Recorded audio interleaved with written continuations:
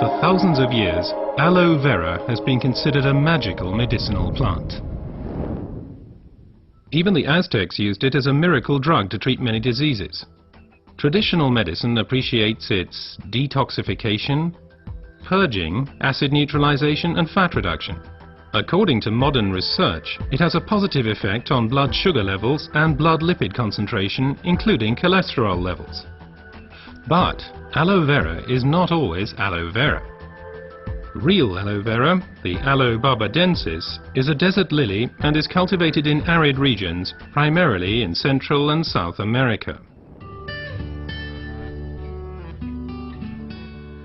The effects of aloe vera are strongly dependent upon how it is processed, and the differences already begin with how it is harvested. In order to avoid damaging the plant, the leaves should ideally be cut by hand. As the outer skin of the leaf contains poisonous aloin, a substance that protects the plant from animals and has a laxative effect on humans, the skin must be carefully separated from the inner leaf gel.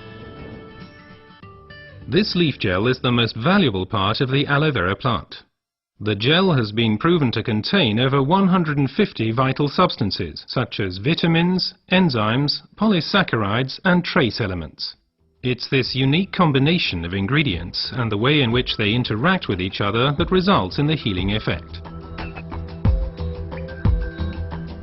One of the most important plant substances is asimanan, which has a positive effect on the immune system and can also reduce inflammations and free radicals.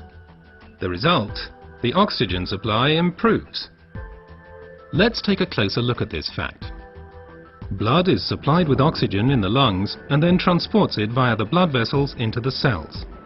The large blood vessels branch out, becoming smaller and smaller, until they turn into tiny capillaries. Capillaries, by the way, are the smallest blood vessels. This is where the oxygen passes over from the blood vessels into the cells.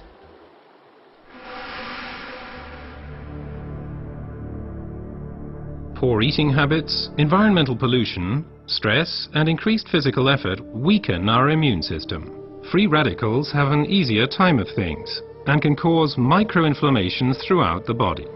These inflammations can damage blood vessels and result in a thickening of the fine capillary walls. This swelling constricts the flow of blood, slowing down the blood cells on their way through the capillaries, which, as a result, impedes the oxygen supply. And it's here that the aloe vera acts. It reduces the swelling on the capillary walls. The blood cells can flow faster again, and the oxygen supply is improved. Furthermore, toxins and impurities are removed more quickly.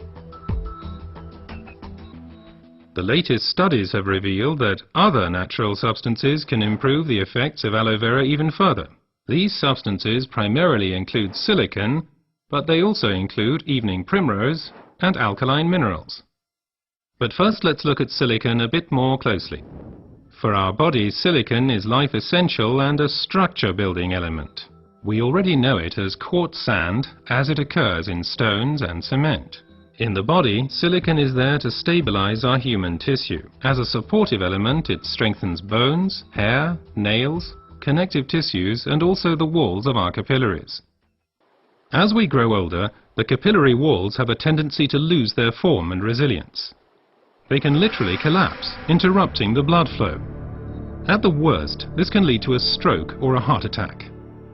Silicon strengthens and supports the capillary walls, thereby keeping the bloodstream open.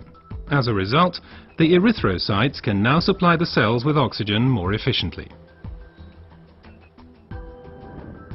Silicon in its original form as quartz sand cannot be absorbed at all by the human body. Alternatives can, however, be found in nature. An ideal plant-based source is the stinging nettle. It is rich in natural silicon, which can be better absorbed by humans. Optimum oxygen supply is not only dependent on the capillaries, but also on the condition of the blood itself. Only when blood is liquid enough can it pass through the narrow capillaries. For improving flow properties of blood, we have evening primrose with its polyunsaturated fatty acids and basic alkaline minerals. Polyunsaturated fatty acids make the blood thinner. They prevent the conglutination or sticking together of blood cells and thereby stop clotting of the blood. Alkaline minerals support the elasticity of the red blood cells, thus helping them to pass through the tiny capillaries more smoothly. Both help to increase the blood's rate of flow and thus contribute to maintaining an optimum oxygen supply. So let's review the main points again.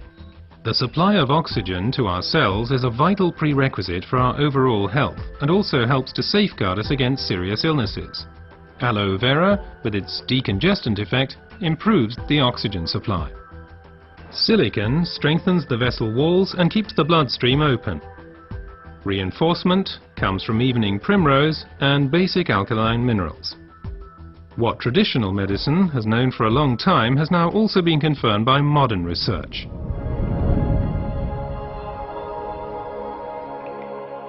Aloe vera improves your oxygen supply and therefore your general health. Because oxygen means life. Place your trust in aloe vera.